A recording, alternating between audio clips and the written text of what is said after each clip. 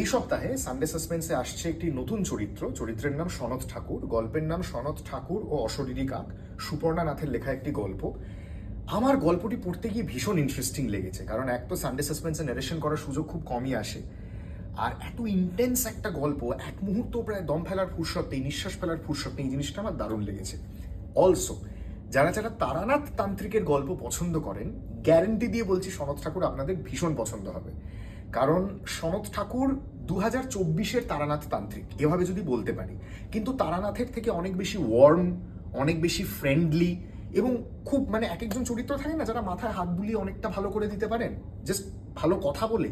সনৎ ঠাকুর এইরকম একটি চরিত্র, এবং সেই ভূমিকায় অভিনয় করেছেন সানডে সাসপেন্সের ভেটারেন শঙ্করী প্রসাদ মিত্র। তো আশা করি সনৎ ঠাকুর অশরীরী কাক আপনারা সবাই শুনবেন, এবং একদম তারানাথ তান্ত্রিকের জনরা যদি আপনাদের ভালো লাগে, তাহলে ডেফিনেটলি সনৎ ঠাকুর সিরিজটা আমরা কন্টিনিউ করবো।